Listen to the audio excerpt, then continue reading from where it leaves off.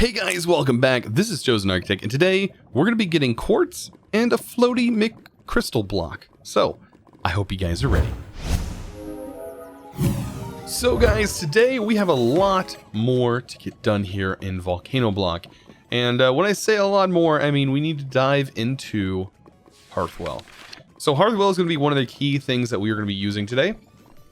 Along with Prodigy Tech, of course, those are the two big mods that are in here that are at least in this chapter alone. And so we're going to be going along this path right here because right now we're kind of at a roadblock. You can see right here where it kind of jots down. The heat block, if we take a look at the recipe, is going to require brick, and that requires clay. We currently can't get clay until we start working on Hearthwell, or at least start working on this progression line here. So we need to start making the amplifying tubes right here, which I think you can go from 2 to 8 on these. They do stack. And then you have the rock core. And you can see right here, the rock core is how we're going to get compressed clay and thus make clay. So we need to make the rock core. Let's go ahead and do that. Now, I have been getting a lot of things. I've been reading a lot of your guys' comments. A lot of you guys have been saying, this pack is just all crafting. And honestly, that's the beauty of this pack. That's one of the things. I love to see these crafting recipes and see how people take these mod packs and kind of integrate them and make them look kind of cool. And so I really do like this kind of stuff. And I just want to show this off because I think this is how I would like people to make mod packs. I think coming up with creative ideas to make a mod pack work and kind of push you through a pack is something that I really enjoy seeing. Anyways, let's go ahead with enough of my mushy stuff. Let's go ahead and make this rock core. So if you want to know how I got the stuff over here on the side, you just hover over the item that you want to be over here and you hit A. You see how we have an amplifying tube box and an amplifying tube over here. You can also hit A on your keyboard while hovering over it just to remove it as well. So that's a way you can do that. All right, so we're going to need stone. We're also going to need what appears to be some heavy. I got to remember how to make this. Dirt. Okay, so dirt, which I think we have some laying around. Can we craft dirt? Yes, just in our inventory. And then we also need some gravel for today. That is something else we're going to need. And we're also going to need some charcoal item. Right. So this, dirt, and there was something else. I forget how much stuff we need. Stone. So there we go. That's going to get us some of that heavy lump or heavy mix lump. There we go. And cooking that up only takes a couple seconds. So while we're waiting on that to work, let's also take a look at the amplifying tube. So this is going to use even more of that heavy ingot and some glass. Now we do have glass, and I think this is for 1 tube a piece. So we're going to need a good amount of dirt. I forgot I had dirt here. For this to work. Let's see. I have a pretty good amount of this sugarcane. I'm glad I made a sugarcane farm. That is for sure. There we go. That's going to be plenty. We can split that up. That's going to make us a lot more of this material. Alright, so back over to our crafting table. Let's go ahead and make our core. So our rock core, in the book, kind of talks a little bit about how this thing works. You're going to need to activate it with a crystal. Now it does say right here is where's it at? Activate them with a shard.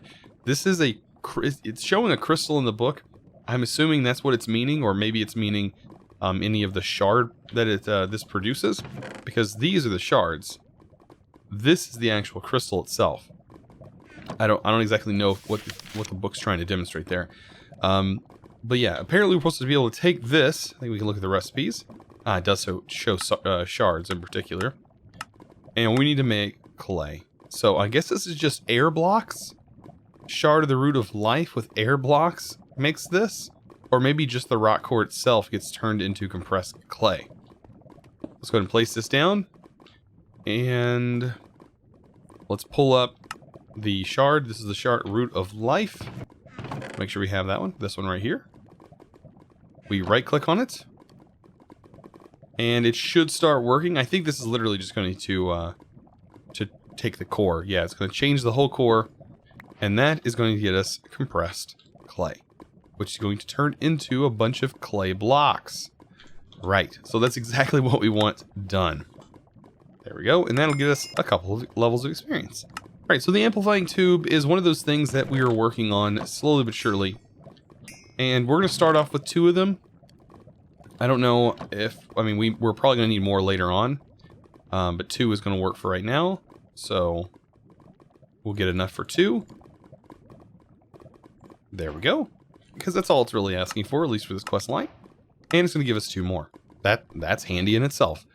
Awesome. And now we're going to need to make the Asul blocks. So, Asul blocks. This is where this tube is going to come in handy. We're going to need to make raw Asul blocks, which require crystal blocks and mysterious dust blocks and clay, in which we have everything for that. Super simple. Here's our crystal blocks, our mysterious dust, which we can easily make like this. Actually, I think it's like this. There we go. Mysterious dust blocks. And there was one other thing I'm missing, which is the clay. Okay, so turn the compressed clay into normal clay, and then we combine all of these things, and that's going to get us the raw Asul block. Now, in the Hearthwell book, it kind of goes over how this amplifying works. So what we're going to have to do is place these on top of this. So we place down this block, and we can get away with 2. So I'm going to go with 2 on each, and that's just going to speed things up. So let's go ahead and place these. Place 1 on top and 1 like that. But I think if you place more of these, up to 8, it goes faster. And what that's going to do is going to convert the block down below into the Asul block, which is what we're after, which is this right here. So that's going to get us to that solid fuel arrow heater. The solid fuel arrow heater, oh, look at there, it already changed for us. So there we go, we get that block. The solid fuel is going to replace this arrow, the magmatic arrow heater. Now the magmatic arrow heater is nice and all, but it's going to be a little bit better once we have other ways to fuel. That way we don't have to just make a bunch of magmatic arrow heaters. And I think it might produce a higher temperature. We're going to see whenever we make the thing. But there we go, that one changed on us as well. And we can keep making these things. So right now we have 2, and that's going to get us, what is that, a bit of fudge? Who doesn't like a bit of fudge? There we go. We have some more food that we can eat and hopefully increase our levels. Or increase our health. Alright, so we also have the explosion furnace. This is how you're going to, this is how you would technically make the products for Prodigy Tech. And I don't know, I think this is actually requiring you to use the ferromatic ingots. So, ferromatic ingots, those are required in the explosion furnace. Let's kind of talk about the explosion furnace, because we're going to have to make this thing. Let's see what we're going to need. Flint and steel, stone, brick. That's pretty simple to get our hands on. Here we are. We're going to go ahead and rush through this. And we're going to need flint and steel, right? So we have a lot of flint. By the way, I have really been pushing and getting through breaking all these geodes. I have done 2 whole rounds of all of these and converted them into geodes. It's been quite ridiculous. But I'm sort of prepping myself for the future. And hopefully that's going to help us get through this pack a little bit easier. Alright, so we go ahead and do that. That'll make the explosion furnace. Now, if you've never seen this thing before, which you probably haven't if you've never messed around with Prodigy Tech, you're going to find out this thing is kind of interesting. We're going to need ourselves a stick, some cobblestone, because for one, we need to give this a redstone signal. That's how this thing is activated, is with a redstone signal. You can use a button as well if that's something you're wanting to do. But it has a couple slots, which it kind of talks about in here. If you also take a look at your handbook from Prodigy Tech, it does talk a little bit about how this thing works and gives you a recipe right away on the explosion furnace. So right here, simply make the ferromic ingots. Why am I saying that right? Ceramic. Why am I saying it so weird? Ceramic ingots. My goodness. It requires 5 gunpowder in the explosion slot, 4 sand in the dampener, and 16 iron ingots. And then you can. It also says, and then input 4 clay in the reagent slot. And if you shift click, it'll automatically go into those slots. What it tells you. So this is a great recipe to go by. And you've seen we're going to need to make gunpowder. We haven't really encountered gunpowder yet. So what is it going to take to make gunpowder? Because I think we have everything except for the gunpowder. Of course, we have mana pull. That's not going to be something we can do. The crusher is red flint. So, okay, so 2 flint and some red dye gives us 2 red flint. And that can be crushed and turned into gunpowder. Well, that's pretty handy because we have quite a lot of red dye. I think we can convert this. I don't know. I was hoping there was like a crushing recipe in order to get you more red dye, but I guess not. I guess we're going to be stuck with the 64, which is going to be more than plenty to get us through today's episode. There we go. And let's go ahead and make this flint. So there we go. That's going to be plenty. I don't even need to push any more of that red dye. Awesome. Let's go ahead and throw our flint. Grab our crushing block. And that gets us a bunch of gunpowder. So yeah, that's a pretty simple way to go about this. All right, so back to our book again. It's talking about 5 gunpowder, and then we need, in the explosive slot, and 4 sand in the dampener. We're also going to need 16 iron ingots. Let's go ahead and take that out. 16 iron ingots, or of that, we're going to need some clay, and I think it was only like 4 clay. A little bit of sand. And let's just go ahead and get our recipe out. So, 4 sand and 4 clay and 5 gunpowder and 16 ingots. Alright. So, pretty even on the amount of stuff that you're going to need to put in this thing. And that was 5 gunpowder. There we go. Awesome. So, as it said, you can literally shift click the items in. And all we got to do now is put a lever on this thing and activate the lever. It is going to explode. And you're going to get yourself 16 ceramic ingots. And it's that simple. That simple. Just reading your book. I mean, honestly, there's so much information in this stuff. It's super, super easy to understand. And there we go. We got those completed.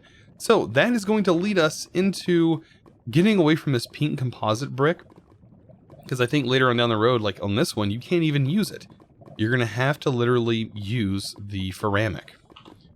So I think that's working perfect. Let's go ahead and start working on this section. So I went ahead and made that solid fuel arrow heater. And from what it looks like, this guy is actually going to generate more heat than this current magmatic arrow heater. Now what we're going to need to do is go ahead and get ourselves a block. Because I don't want to break this over lava. That would be a bad decision. So let's go ahead and break this from here. Perfect. And what we can do is go ahead and place the solid fuel under this. And I think that what I might be able to do is utilize both these machines now that I have this thing set up. So I might be able to use the grinder and also use this up here. Whereas before, I was only able to use one machine at a time.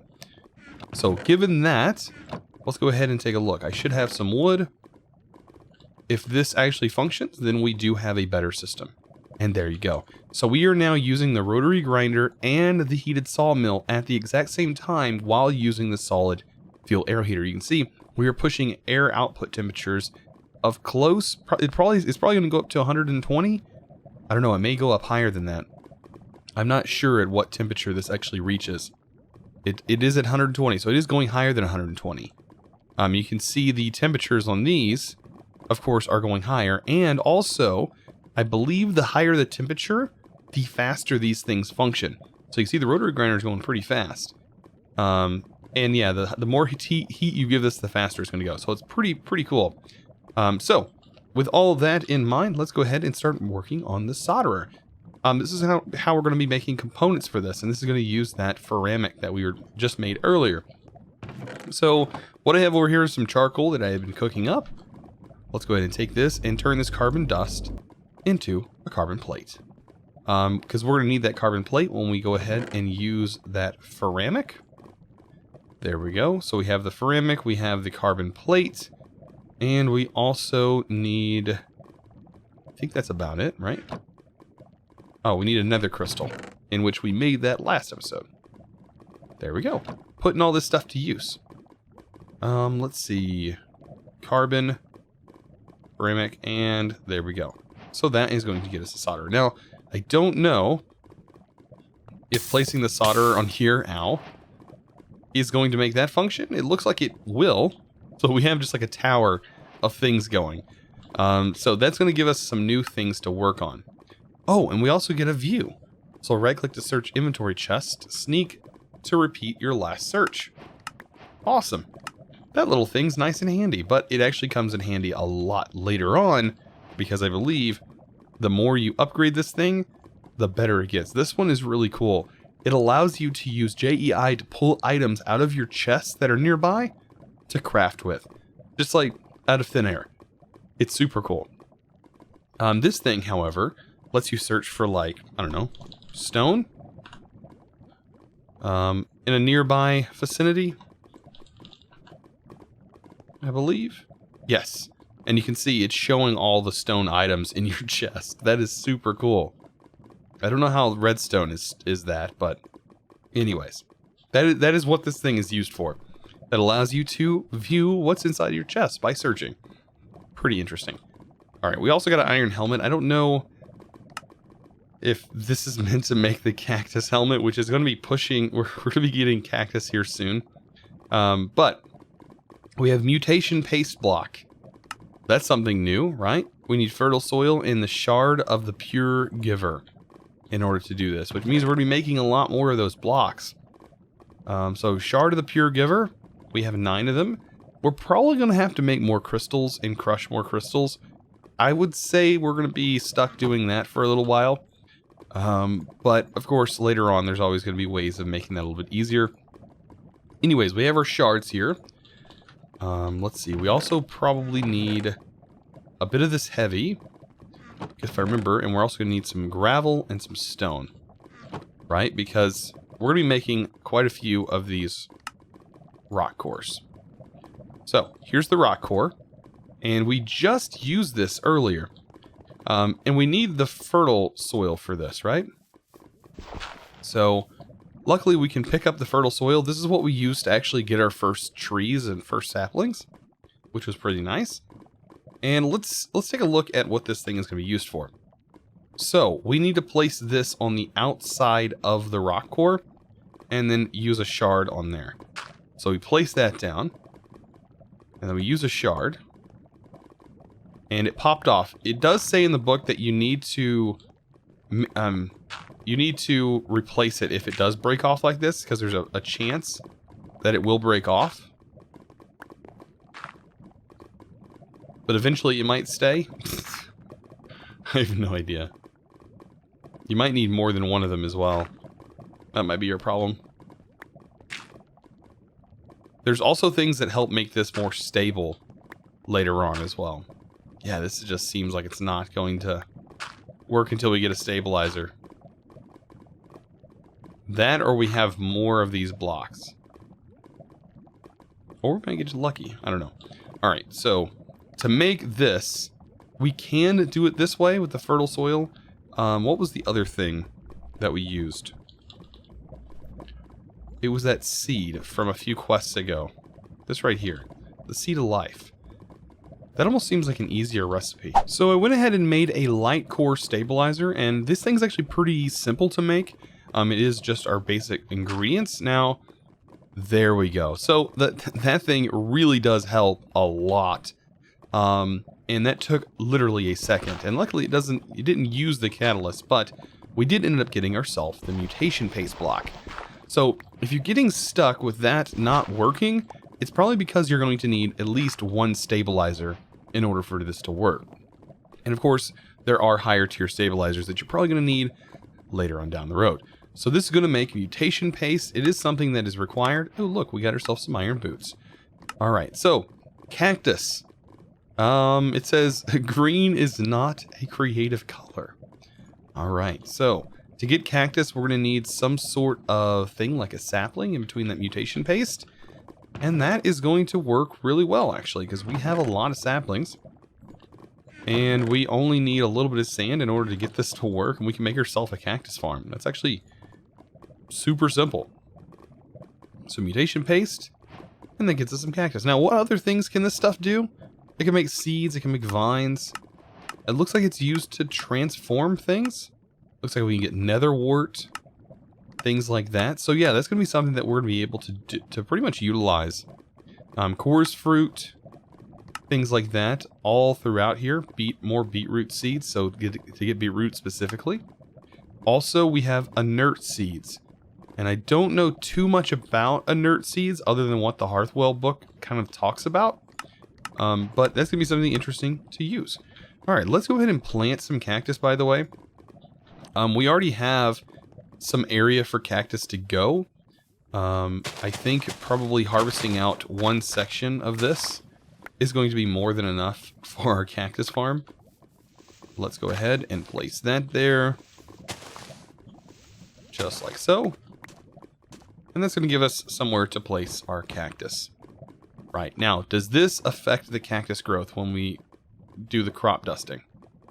It does look like it is working. Okay, so yes, that does help grow your cactus. And that's going to be a lot faster.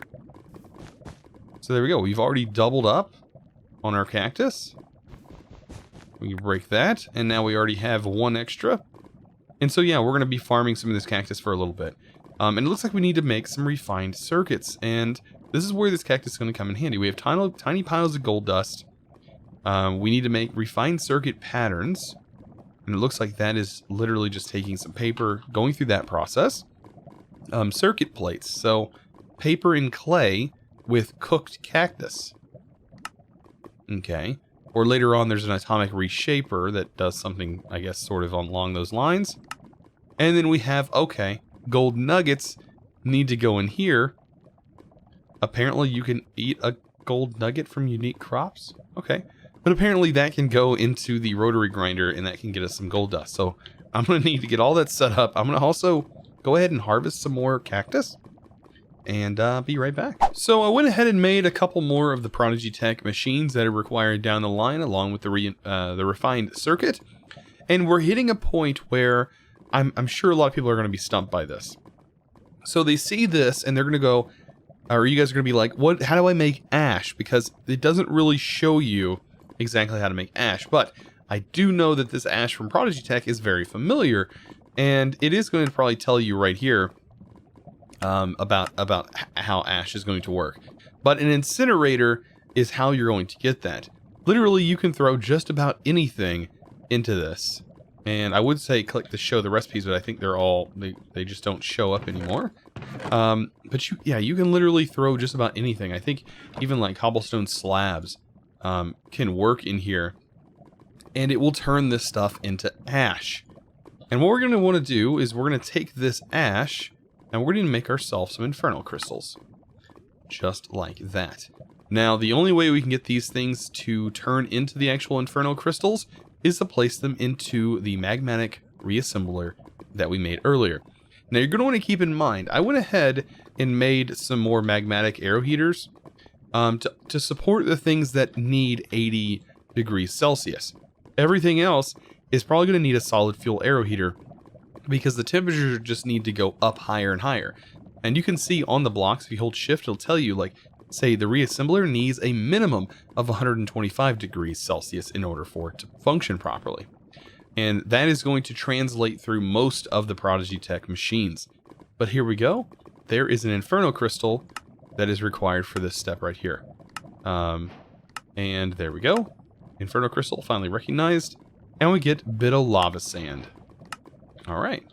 So, how is this stuff made? I guess it's just a little bit of lava. A bit measurer, and some sand. And we get this from the vanilla pantry. Alright. Now, we're going to get into this guy right here, which is going to require a different type of circuit pattern in order to make a circuit board. This is like the other machine, but it requires, or it produces a max temperature of 250. But it requires that a specific type of dust in order to be used in this stuff. And you can see right there. So this guy right here is probably one of their last higher end that is going to end on this line, because in order for us to finish this whole section here, we have to complete this top line, which is going to be a little bit more time, but we're going to get it through. So I'm going to end up making this, and then we're going to start working on this line up here, And this is probably where a lot of people are being stumped. It's probably by the power crystal.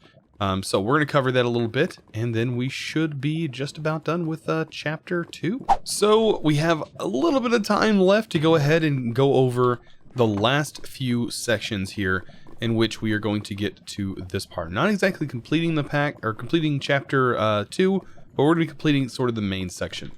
And probably going over parts that a lot of people are probably stumped on. So let's go ahead and get this bad boy done. So I'm making some more Azul blocks, as this is going to be required for most of the blocks we'll be making later on. But there's also some other stuff that we're going to need to make. So let's go and take a look at the heat block. The heat block is something that we're definitely going to need, and it is made pretty simple, just like that. So that will get us a heat block. Pretty simple, right? Well, we're going to need to turn this into a warming core, and we're going to be using this core here in a little bit for, it's going to work very similar to the other cores, like the rock core that we use later on, or that we used earlier. So it's going to have very similar things, but it's going to just do different stuff. So if we take this here and we hit it with some flint and steel, look at that. It blew up our thing.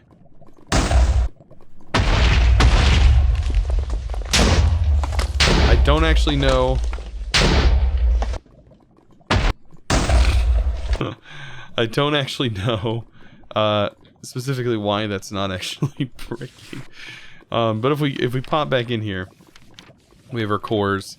It should tell us the heat core is a bit different. Craft a heat block and light it on fire with flint and steel and transform it into a heat core. I mean, lighting it on fire causes it to explode. Actually, it shows there's no block here, so I'm kind of curious as to what exactly is going on right there. That's interesting. There is a block there. Oh, it desynced. So it didn't actually destroy anything. And it might be due to our protection. I don't actually know, because this might actually not even be... Okay, it still is. I don't know. That is supposed to change. We're going to figure that out. But yeah, that is going to turn into a warm core. Maybe we can take this and place it somewhere that's not going to, like, blow up tons of stuff. Right? Like here? Is that going to blow this up? I don't really want it to do that. Maybe we can remove our protection for right now, right here. Maybe that's what's causing it. I think I removed it. Yeah, there we go. And there we go. That's what it was. It was our protection. So if you're having issues, make sure you fix your protection there, and that might, yeah, that's definitely an issue. So that is done. Let's get some more bone meal. We're going to be using that here in a second. But one of the big things we need to do is make a freezer.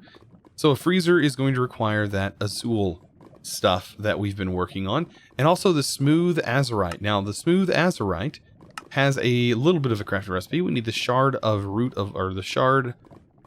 root of life with some cobblestone. So that's not too difficult. Just a little bit of cobblestone, and like I said, that shard of the root of life, which I went ahead and made some more shards. Go ahead and surround that. And that gets us 16 of this. Now we need to cook it to get the good old smooth stuff, which is what we're going to need. So we'll go ahead and get that cooked up. And then we should be just about ready to go. We're just doing the last bit here. And we have just a little bit more crafting to do. I do know we need some stone. And we're going to be making ourselves the actual machine block. Now we can take this and turn that into ingots. Just like that. That gives us the machine casing. And last but not least, we're literally just missing these shards here, which we can get from the nether crystals. And these are going to actually be a pretty decent part of what we do later on to get quartz. Alright, let's go ahead and drop that. As you can see, that does have a chance of dropping different crystals. not exactly always dropping these shards right here, which I think... Is that the ones we're needing? Yes, it is. So I guess you can get these from either one. Okay, never mind. I am completely wrong. I thought it was only coming from those, but I didn't check fully. Anyways, we have 16 of them, which is plenty. Let's go ahead and check this. We're good there. We can go ahead and get ourselves a freezer. Now, unfortunately, we can't really use the freezer because this is going to require energy. And Hearthwell has its own energy, and that is going to be coming from the power crystal. Now, it shows here that you need a power crystal, but it doesn't show you how to make it. You need to reference your book. And inside the book on this, it talks a little bit about how to craft it, because there's multiple different ways you can craft this block. So it talks right here. So the nucleus is the center block right here, and then you have these two blocks, which is your relays, and then you have your screens, which is what's on the outsides. And it talks about the different types that you can use. So for me, we're probably just going to go with some general blocks right now, because later on we can probably make a better one once we have one. Because right now there's not much we can do. So what I'm going to use is probably diamond for the center. For the top and bottom, we are probably going to go with either lapis or redstone. I'm thinking maybe redstone for this. I think that might be better. And then we're going to go with our crystal block. So, let's go ahead and grab all of that. We should have that ready to go. There's our crystal block. We have blocks of redstone. What we have are diamond. There we go. And now, we should be able to build this thing. So this on the top and bottom. And this like so. And you can see it makes a crystal. Now it tells us our range is 10, our purity is 62. And we have a power maximum of 373, I think, out of a total, but I think this can be charged up. Now, if we were to leave that there, and like, say, grab some glass, we can see if maybe replacing these crystal blocks with glass changes this crystal. Now you can see our range and our purity went down, and so did our power. So this maybe isn't the best thing to change. We'll leave the glass there. Let's see if changing redstone from lapis is better. So let's change this to lapis. That is going to reduce it as well. So I'm going to stick with this.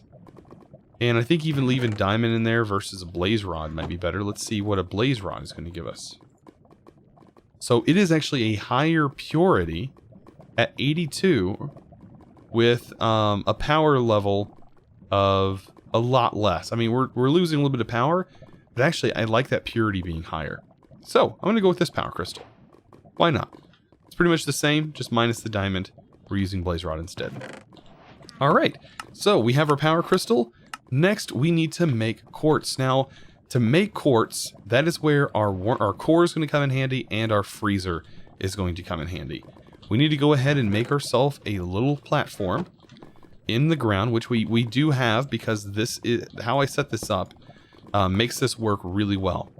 And I need a place to place our crystal. And what better place than, I guess, like right here? Maybe? Right on this torch? We can place this crystal? Actually, I don't know how to get rid of these crystals, to be honest. That might be something I have to read in the book. But we can go ahead and throw this back on here. It does have a range of 10. And we do know we already have some power. So what I can do is place a freezer here. And break off the sides. And if I place water next to this, it should take some of that power and should turn this into either ice or snow. It should do snow. Yeah, there we go.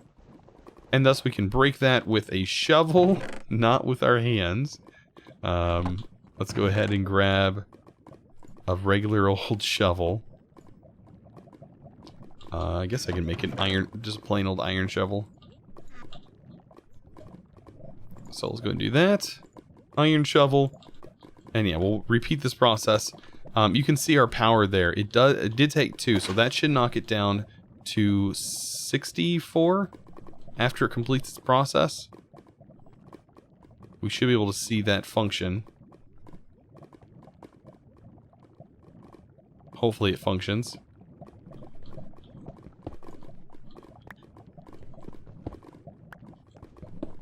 But that's how we're going to be doing this. We're going to go ahead and this should be able to produce snow for us. Oh, there it went. There we go. We get ourselves some snowballs.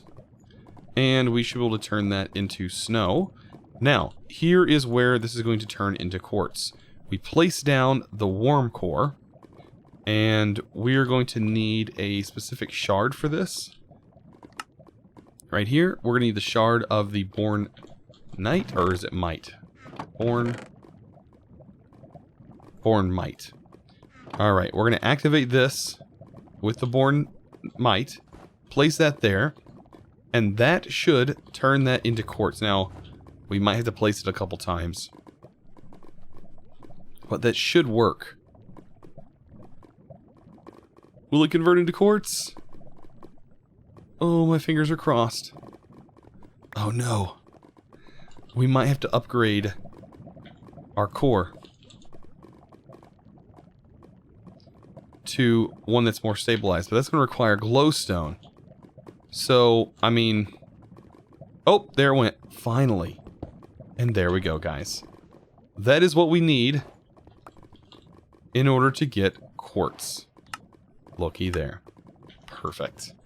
And from now on, we can use quartz instead of snow to make more quartz. So, that is something we're going to have to work towards.